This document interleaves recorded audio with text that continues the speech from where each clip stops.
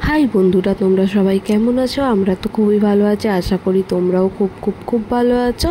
রে কিচেনে তোমাদের সবাইকে স্বাগত। তো দেখো, আজকের আবার একটা নতুন ভিডিও নিয়ে চলে এসেছি। তো আজকের কি রান্না করছি, কিভাবে করছি, কি কি উপকরণ দিচ্ছি, সবই আজ তোমাদের সাথে শেয়ার করছি। কিন্তু এখানে বলি, আমি কিন্তু এখানে যা কিছু কাটাকুটি করেছি বা মশলা নিয়েছি, কিছুই আর কিভাবে কাটলাম বা বেটে নিলাম সেটা দেখাইনি তোমাদেরকে। আর রি কিচেনে অনেক ভিডিও আছে, সেখানে গিয়ে তোমরা দেখে নিতেই পারো। তো দেখো, ফার্স্টে কড়াইতে তেল দিলাম। তেলটা হালকা গরম হয়ে যাওয়ার পরেই আমি দিয়ে দিলাম দুটো শুকনো লঙ্কা। আর দুটো শুকনো লঙ্কা দেওয়ার পরেই আমি দিয়ে দেবো দুটো এলাচকে ফাটিয়ে আর খুব সুন্দর করে ভেজে নেবো। একদম হালকা লালচে হবে, ঠিক সেই রকম। এই সময় গ্যাসের ফ্লেমটা একদম আস্তে দিয়েছি। জোরে দিলে কি হয় বলো তো, শুকনো লঙ্কাটা বড্ড পুড়ে যায়। এবার দেখো, আমি এতে তো দুটো মিডিয়াম সাইজের পেঁয়াজ নিয়েছিলাম, সেইটাকে সুন্দরভাবে স্লাইস করে কেটে নিয়ে তেলের মধ্যে দিয়ে দিলাম। তোমরা চাইলে এখানে চপ করেও দিতে পারো, আমি স্লাইস করে কেটে দিয়েছি। তো দেখো, খুব সুন্দর করে নাড়াচাড়া করব যতক্ষণ না পেঁয়াজটা একদম হালকা বাদামি কালার হচ্ছে, ঠিক ততক্ষণ আমি নাড়াচাড়া করব। আবার দেখো, একটু রেস্টও দিয়েছি, আর এই সময় গ্যাসের ফ্লেমটা হাইতেও দিয়ে দিয়েছি।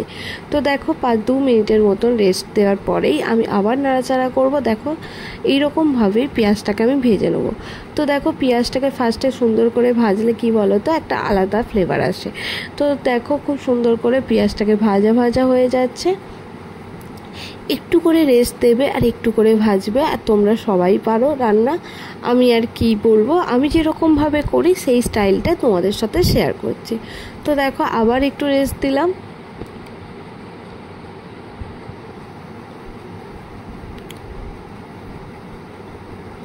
তো দেখো, আবার একটু রেস্ট দেওয়ার পরেই আবার একটু নাড়াচাড়া করে নিচ্ছে যাতে নিচটা না ধরে যায়, যেহেতু গ্যাসটা একদম হাই ফ্লেমে দিয়েছি। আর এখানে দিয়ে দিলাম দেখো 1 চামচের মতন রসুন। ধরো ওখানে 6-7টা রসুনের কোয়া ভালো করে বেটে নিয়েছি, সেটাই দিয়ে দিলাম। বেশি রসুন একদম দিইনি, অল্প পরিমাণে রসুন দিয়েছি। দেওয়ার পরে বেশ কিছুক্ষণ ধরে নাড়াচাড়া করার পর রসুনের কাঁচা গন্ধটা চলে যাওয়ার পরে আমি দেখো ডুমো করে আলু কেটে নিয়েছি, সেই আলুটাই দিলাম। এখানে কিন্তু আমি আলু একদম লম্বা করে কাটিনি, ডুমো করে কেটেছি। তোমরাও ঠিক এইভাবেই কাটবে, যেহেতু এই রান্নাটা হচ্ছে কাতলা মাছের ডালনা, তাই ডুমো করেই আমি আলুটা কেটেছি। এবার দেখো, খুব সুন্দর করে ভেজে নিচ্ছি আলুটাকে। দেখো, আলুটার কালারটাও চেঞ্জ হচ্ছে। আলুটাকে ওই পেঁয়াজের মতনই ভাজবো, সেটা দেখালাম না। একটু করে ভাজবো, একটু করে রেস্ট দিয়ে ঠিক এইরকম কালার হবে। তাতে দেখো, আমি বেশ কিছুটা টমেটো নিয়েছি। এই রান্নাটা একটু টকটক হবে, তাই আমি দুটো লাল টমেটো ভালো করে স্লাইস দেখো চৌকো করে ডুমো করেই কেটে দিয়ে দিলাম যেহেতু। আর দেখো, এখানে আমি কিছু মশলা নিয়েছিলাম, যেমন গোটা জিরে, গোটা ধনে। খুব যে একেবারে বেটেছি মিহি করে এমনটা নয়, আধা বাটা, সেটাই আমি দিয়ে দিলাম। এবার দেখো, খুব সুন্দর করে আমি এটাকে ভাজবো।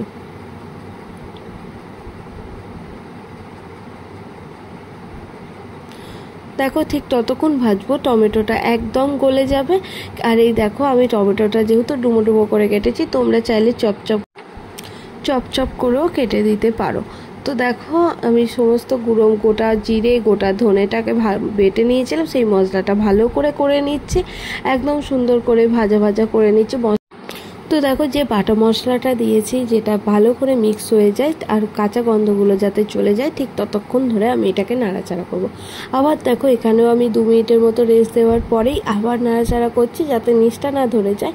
আর দেখো, গ্যাসের ফ্লেমটা একদম লোতে দিয়েছে। আর খুব সুন্দর করে আমি মশলার সাথে আলু আর পেঁয়াজ আর রসুনটাকে খুব সুন্দর করে মিক্স করে নেবো।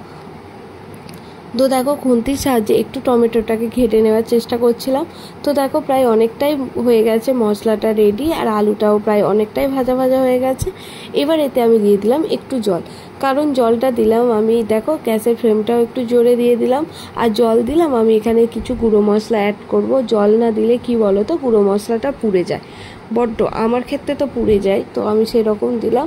আর দেখো, আজকের আর চামচের সাহায্যে নুন দিচ্ছি না, আজকের হাতের সাহায্যে নুন দিচ্ছি। দেখো, এখানে 4 চামচের 2 চামচের একটু কম, ওই 1.5 চামচের মতো নুন দিলাম। আর তোমরা নুনটা তো স্বাদ অনুসারেই দেবে, নুনটা তোমরা যেরকম নুন খাও আর যেরকম পরিমাণে তোমরা রান্নাটা করছো ঠিক সেই অনুযায়ী তোমরা নুনটা দিয়ে দিও। আর দেখো আমি এতে দিয়ে দিলাম গরম মশলা গুঁড়ো। আমি গরম মশলা গুঁড়োটা আগে দিলাম, তোমরা চাইলে অবশ্যই গরম মশলা গুঁড়ো হলুদ গুঁড়োর পরেই দিতে পারো, আমি আগে দিয়ে দিলাম। এবার এতে আমি দিয়ে দেবো কিছু গুঁড়ো মশলা, যেমন যেগুলো সবাই দেয়, তরকারি মাত্রই দিতে হয়, তো সেটা দেবো। হলুদ গুঁড়ো তো দিতেই হবে মাস্ট, আর দিতে হবে লঙ্কা গুঁড়ো। এই দুটো গুঁড়ো দিয়ে আর কিছু দেবো না, যেহেতু আমি বাটা মশলা দিয়েছি, যেহেতু ধনে বাটা আর জিরে বাটা দিয়েছি, তাই আর কোনো গুঁড়ো মশলা দেবো না। আর দেখো হলুদ গুঁড়ো আমি 4 চামচের 2 চামচের একটু বেশি দিলাম, আর দিয়ে দেবো। এবার একটু মশলার সাথে হলুদ গুঁড়োটাকে খুব সুন্দর করে মিক্স করে নেব, তারপরেই দিয়ে দেবো শুকনো লঙ্কা গুঁড়ো। আগে এটাকে ভালো করে মিক্স করে নিই। এরকমভাবে মিক্স করার পরে দেখো আমি এতে দিয়ে দিলাম শুকনো লঙ্কা গুঁড়ো। তো শুকনো লঙ্কা গুঁড়ো তোমরা ঝাল অনুসারে দেবে। আমরা যেহেতু ঝালটা একটু পরিমাণে বেশি খাই, তাই আমি দেখো 4 চামচের 1 চামচের মতন, 1 চামচের একটু বেশি শুকনো লঙ্কা গুঁড়ো দিলাম। এবার দেওয়ার পরে এটাকেও খুব সুন্দর করে মিক্স করে নেবো। তো দেখো যতক্ষণ মিক্স করছি তত একদম সুন্দরভাবে রান্নাটা করব, যাতে শুকনো লঙ্কা আর হলুদের কাঁচা গন্ধটা যাতে চলে যায়, সেরকমভাবেই আমি মশলাটাকে মিক্স করব। আর যতক্ষণ মিক্স করছি ততক্ষণ বলি, আমার রান্নাগুলো যদি তোমাদের ভালো লাগে অবশ্যই লাইক কমেন্ট সাবস্ক্রাইব করে আমার পাশে থাকবে। আর তোমরা বন্ধুরা কোথা থেকে আমার ভিডিওগুলো দেখছো একটু কমেন্টে জানাবে, আমিও জানতে চাই যে আমার বন্ধুরা কোথা থেকে ভিডিওগুলো দেখছে। তো দেখো একটু মিক্স করতে গিয়ে দেখো একটু সামান্য পরিমাণে জল দিয়ে আবার একটু ভালো করে মশলাটাকে কষিয়ে নেবো আলুটার সাথে। আর দেখো খুব সুন্দর একটা কালারও চলে এসেছে, আর দেখো টমেটোগুলোও খুব সুন্দরভাবে গলে গেছে। এই রান্নাটা একটু টক টক খেতে লাগবে, তোমরা চাইলে এই সময় একটুখানি চিনিও অ্যাড করতে পারো। আমি আর চিনিটা অ্যাড করিনি, আমি তরকারিতে খুব সাধারণত চিনি দিই না, চিনিটা একটু কম খাওয়ার চেষ্টা করি, তাই আমি চিনিটা একদমই দিই না। তো দেখো খুব সুন্দর করে মশলাটাকে এইভাবেই মশলাটাকে কষিয়ে নেব, আর মাঝে মাঝে 1 মিনিট মতন রেস্ট দেবো। অবশ্যই গ্যাসের ফ্লেমটা একদম লোতে দিতে হবে। তো দেখো এইভাবেই কষিয়ে নেবো, আবার 1 মিনিট পরে আবার ভালো করে কষিয়ে নেবো। তো ঠিক এইভাবেই কষাবো। আর দেখো টমেটোগুলো একদম গলে গেছে, আর দেখো সমস্ত মশলাটাও রেডি হয়ে গেছে। আর কিছু করতে হবে না, আর কোনো মশলাও দিতে হবে না, আর কোনো কিছুই নয়। দেখো খুব সহজ পদ্ধতিতে একটা সুন্দর রান্না আমি আজ তোমাদের সাথে শেয়ার করছি। তো দেখো এখানে আমি 2 বাটির মতন জল দেবো। তো 1 বাটি জল দেওয়ার পর একটু নাড়াচাড়া করে নেবো। কড়াইয়ের গায়ে ঠিক মশলাগুলো লেগে আছে, তো কড়াইয়ের গায়ে অনেক মশলা লেগে আছে, তো সেগুলোকে সুন্দরভাবে ঝোলের সাথে মিক্স করে নিচ্ছি। এবার দেখো একটু নাড়াচাড়া করার পরে আমি এতে আবার 1 বাটি আবার জল দিয়ে দেবো। তোমরা যেরকম ঝোল খাবে সেই রকম জল দিও। আমি ঝোলটাকে বেশি জল দিয়ে একদম শুকনো শুকনো করবো না, গামাকা রান্না করব, তাই আমি একটু বেশি পরিমাণে জলটা দিলাম, যাতে আলুগুলো একদম সেদ্ধ হয়ে যায়।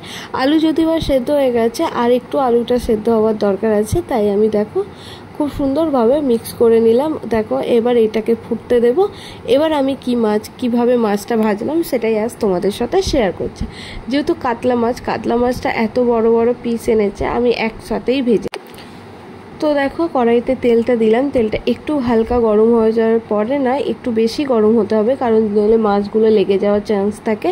তো দেখো প্যানেতে আমি সমস্ত মাছগুলো দিয়ে দিলাম। আর আমার মতন কারা কারা আছো বলো তো পেটি খেতে ভালোবাসো?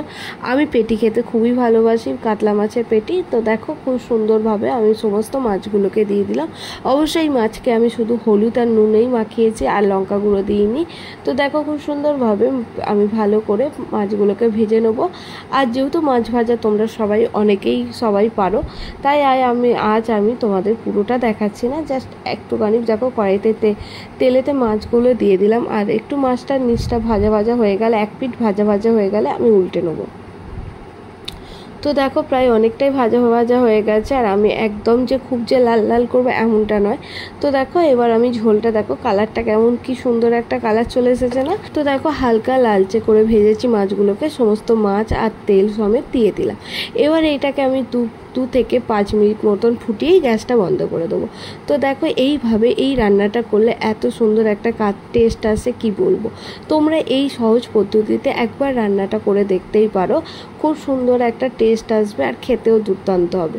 এক তরকারি ভাতেও খুব ভালো লাগবে। আর দেখো ঝোলটা এতটা আছে, আর একটু ঝোলটাকে আমি কষিয়ে নেবো। তো দেখো এইভাবে গ্যাসের ফ্লেমটা এবার আমি জোরে দিয়ে দেবো, আর রান্নাটা প্রায় আমার হয়ে গেছে। তো দেখো আর আমি 5 মিনিটের মতন ফুটিয়েই গ্যাসটা বন্ধ করে দেবো। তো তো চলো এবার তো আমার রান্নাগুলো এত সহজ পদ্ধতিতে বানাই, তোমাদের কেমন লাগে অবশ্যই কমেন্ট করে জানাবে। তো দেখো রান্নাটা হয়ে গেছে। এই দেখো করেছিলাম ভাত আর করেছিলাম কাতলা মাছের ডালনা। তো আমি ভাতটা ভালো করে বেড়ে নিলাম, এবার একটু কাতলা মাছের ডালনাটাও বেড়ে নেবো। আর দেখো কি সুন্দর একটা কালার এসেছে। আর আমি একদম যে খুব যে ঝোলঝোল করেছি এমন নয়, আর খুব যে গ্রেভি গ্রেভি একদম শুকনো শুকনো করেছি একদম নয়, আর মিডিয়াম করেছিলাম একদম গ্রেভি গ্রেভি, যাতে এক তরকারি ভাত খাওয়া হয়ে যায়। আর এই রান্নাটা তোমরা একবার বাড়িতে ট্রাই করে দেখতে, আর কেমন লাগলো অবশ্যই কমেন্টে জানাবে। আর কাতলা মাছের ডালনা তোমাদের কেমন লাগলো, যদি ভালো লাগে অবশ্যই লাইক দিও। ধন্যবাদ।